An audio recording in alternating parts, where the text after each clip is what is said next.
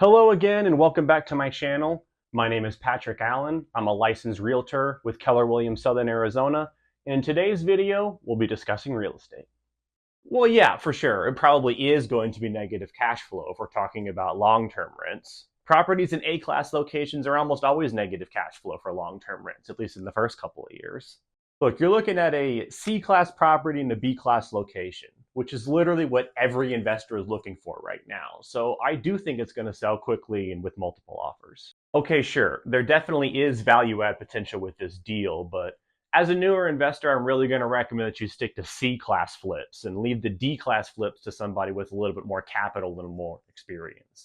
Does it ever feel to you like your real estate agent might be speaking a different language? Well, if you're new to the inside baseball of investing in real estate, then it may well be the case that what I mean when I call something C-class can get lost in translation. Labeling a property as B-class instead of C-class may feel to be as much personal opinion as it is hard empirical data. And even if you did nail down a property's location as firmly B-class, these things can change over time based on a variety of factors. Now, because I will be using the ABCD scale to describe properties during the video walkthroughs that I send to my clients, I thought it would be worth spending some time to break down exactly what I mean when I describe a deal as A, B, or C class. We'll create a simple mental model to quickly know if a given deal is within your buy box and actually worth pursuing, or if it's better to dump it and run far, far away. But before we can jump into it, there's a few quick notes. For one, we should know that this scale does not measure one thing, but always measures two. It's always an X-class property in a Y-class location, like an A-class property in a C-class location or a D-class property in a B-class location. And these two scores rarely ever match each other. And while there's a healthy dose of professional and personal opinion based into the scoring, we also anchor these opinions with data that can be easily looked up. Whether it is near, far above, or well below a market's median home price or median income level will provide the clearest dividing line between B and C class deals. And finally, I did just want to make the general statement that there is no such thing as a perfect deal for all investors at all times. A class does not always mean safe investment, and D class does not always mean run away. But the scale is always comparative. Is the property's location better or worse than the average? And is its current condition better or worse than most of the neighbors around the block? Okay, we can now jump into the scale itself, and I think we should begin by talking about the more important of the two metrics, and the one of these that you can't actually change, scoring a property's location. As we are setting up the ABCD framework, we can draw a line in between B and C class and dictate that line to be the median or the average. Stats like median home price or average rental rate for the entire city or the entire metro area, such that anything around or slightly above, slightly below this median figure constitutes what I would call B class. An A class location, however, far exceeds anything that you might confuse with average. Homes in A class locations generally have the highest home prices, the most expensive rents in a given market, and the median income of its citizens is far above the average for the city. School districts in A-class locations score among the best the city has to offer, and you can tell simply by driving around that there's a lot of money moving around the community for infrastructure like roads, traffic lights, and access to services like firefighting and medical. There is a definite wow factor to A-class locations, either with small daily luxuries baked in, like a stunning backyard view, or because it's immediately adjacent to downtown and recreational hotspots. But by definition, an A-class location is something that any reasonable buyer would want to get into. All homeowners would love to find their perfect home nestled deep into the heart of Tucson's Catalina foothills, and all investors feel the same way. And so because there is consistently strong demand year after year to buy in these areas, and with a limited ability to add new supply into these already fully developed areas, we tend to see A-class locations appreciate more rapidly than other areas of town. But by the same logic, you can bet that you will earn relatively poor cash flow in the first few years due to the heightened competition with other buyers. Now, moving on to our B-class locations, that is anything that is sitting around the median or average for the market. These are generally well-established communities that people would describe as maybe white-collar or suburbia. There might be some starter home pricing in these B-class locations, but more commonly this is a move-up purchase where the homeowner either puts down a large amount of cash equivalent to years of consistent savings, or has equity from the sale of a prior residence to move into a home home in a B-class location. And barring atypical circumstances, B-class locations will generally match or slightly exceed the average appreciation rate for the city at large. The main difference between A-class location and a B-class location is this idea of luxury. A B-class location does not feel like a particularly luxurious part of town. It usually feels pretty average, not invoking a strong emotional response of any kind. It seems okay and it's convenient to get to things, but hardly the nicest area that the market has to offer. Now moving on to C-class locations, we begin to get down into a more affordability challenged market. These locations have an area median income lower than the median income for the entire city and can usually be separated from B-class areas due to zoning differences and having more housing density. Said another way, it's more common to see 2 to 4 unit small multifamily properties, condo and townhome complexes, as well as mobile homes or RV parks located nearby. C-class locations are predominantly workforce housing or blue-collar housing. Everything from tradespeople and food service to nurses, teachers, and EMTs, and much of the backbone of what makes a city possible finds C-class locations to offer clean, safe, and equally as important, affordable housing options. C-class locations will generally also have a higher prevalence of starter homes. Homes that are at or below the median home price, which are still affordable for the area's workforce without having that large amount of money to put down initially. Long-term appreciation for both property pricing and rental rates will mirror or lag behind the average appreciation for the entire city, but it's important to note that you can still expect appreciation in these areas for our market here in Tucson. Remember the old saying in school that C's get degrees? Well, the same can be said of C-class locations in your market. It could be that the area itself might actually improve over time if you see things like job growth, population growth, and infrastructure spending going in.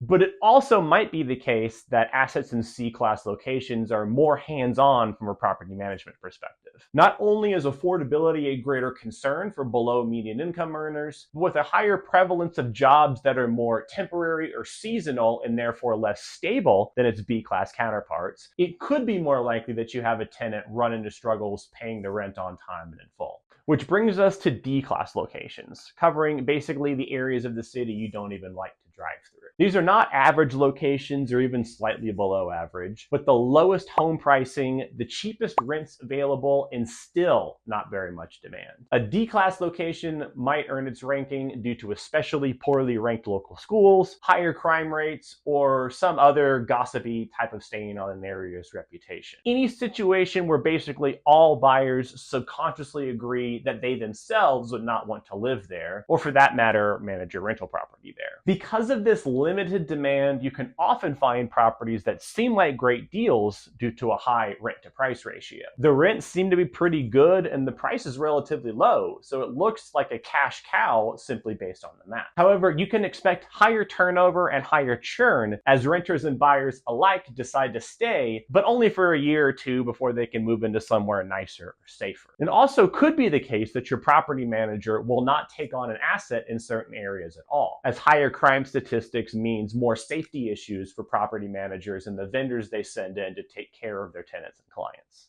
So now that we have that infrastructure in place, let's unpack the other half of the XY classification scale, property condition, which functions in much the same way to the median line that we drew earlier. An A-class property can be a well-appointed luxury home with a timeless and classic appeal, but more commonly, A-class properties that we run across are either new construction or deals that have been recently flipped by an investor. And it's generally, though perhaps not always the case, that newer trumps nicer. An equally updated home that is newly renovated to current taste preferences will continually come along to supplant homes that are 3 or 5 years old, and all properties over time trend back towards B-class condition as the newness and shine wears off. So whether it's the best home on the block or simply the nicest home, it's not just that it's the most expensive property, but also there's a clear and compelling reason to justify its price. It offers a standard of living that is above and beyond what you find in the more standard B-class offerings. And because because of that undeniable appeal, you have the same situation of the wealthiest investors competing with the wealthiest owner-occupants for those very nice properties. And so everybody pays a higher price for the privilege. For especially passive investors, as well as the overly risk-averse, there's an argument that can be made for paying the premium to get into the newest model available. Often the home comes with warranties on the workmanship and all of the major systems, all of which are brand new, and so the likelihood of both immediate repairs as well as longer-term capital expenses coming up in the first couple of years of ownership is theoretically capped. However, in most cases, A-class properties are simply over-rehabbed. It's nice to know that everything in it is new and pretty to look at, but that doesn't mean that your tenants will willingly pay much more money to rent to stay there. It could be the case that in a really slow market that only A-class properties will sell or rent at all, or at least that they should sell faster than their B-class counterparts because of this higher intrinsic value. But if it's only nicer because it's newer, then after a decade or two, it will likely become any old B-class rental property again. And as a general rule, it is all but impossible to add value to an A-class property. Whether it's rearranging the floor plan, adding a pool in the backyard, or even building a guest house to increase your rental income, it's almost always going to be the case that if the builder and the architect that put the initial structure in there knew that that's what you wanted out of the property, then they could have added those amenities in less time and less money than it would cost you to add them in after the fact. Now, a B-class property, as simply as we can put it, is the property that is as good or slightly better than other options on the market. So whether you're looking to secure a tenant to rent the home or a buyer to buy it, B-class property is one that does not require repairs or major projects before it's ready for an occupant to move into it. By renting it out in its current condition, you are likely to achieve roughly the median rental income for the area and should find a renter or buyer within the average days on market.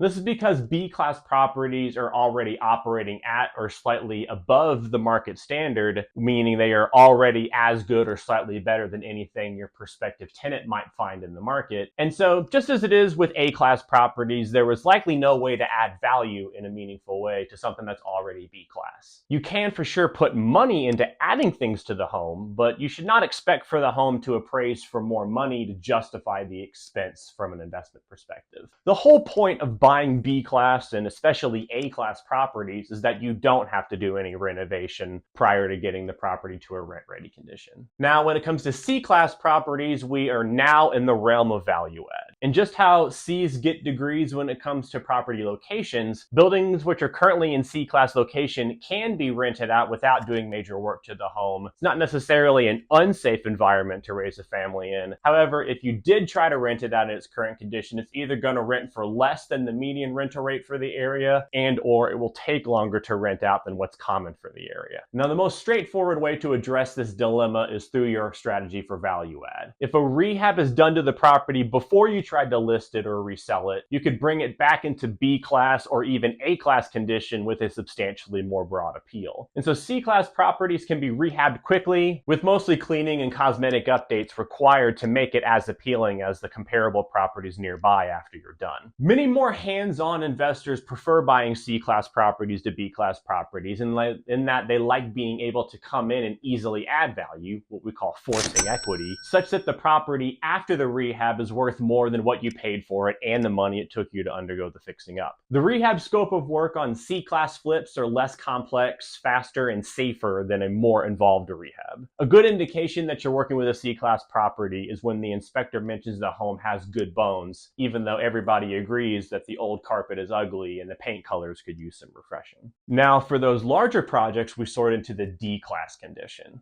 D-class properties are operating far below what we would call market standard and may well be uninhabitable in its current condition. Whether this is caused by damage from a storm or fire, a catastrophic roof leak, or simply deferred maintenance items that were left unattended for too long, D-class properties are often in such bad condition that they cannot be purchased with traditional financing. These deals are generally sold for all cash or perhaps using hard or private money loan that functions the same way as a cash offer from the seller's perspective. We can also throw in a middle category here as well. maybe the home is technically livable as it is, but has an issue with functional obsolescence. Functional obsolescence means that there is an issue with the home that anybody can see needs to be rectified, but by its very nature, the process to fix that problem is too complicated for a non-professional to take on. Massively reimagining a home's floor plan or upgrading a major system like the HVAC system that also requires upgrading the electrical system and expanding the ductwork, or even a relatively simple but expensive problem like a bad foundation issue will scare away most buyers in almost any market, and therefore investors willing to come in and correct for these various problems can often scoop up a great deal with little competition. Because there is traditionally very little retail demand for properties in D-class condition, you can often buy it at a larger discount off of the aftermarket value, thus giving you a greater potential to earn an ROI, and you should get a great deal on it because you're taking on more risk, more money out of pocket, more time to turn the property, more permits to file with the city, and multiple tradespeople needed to return the property back into B or A class condition before you can then turn around and put the home back into market circulation. And so that's it. You now understand this very intuitive, though perhaps still slightly opinion-based ABCD classification scale that we can now begin to use together. And so if you have another 10 minutes or so and would like to go a little bit deeper on this topic, make sure you check out part 2 of this video, where we explore a few practical implications of the ABCD property scale, as well as the 3 levels of rehab and what strategy is most likely to work out for your stated investment goals. So thanks so much for watching. We'll talk again next time.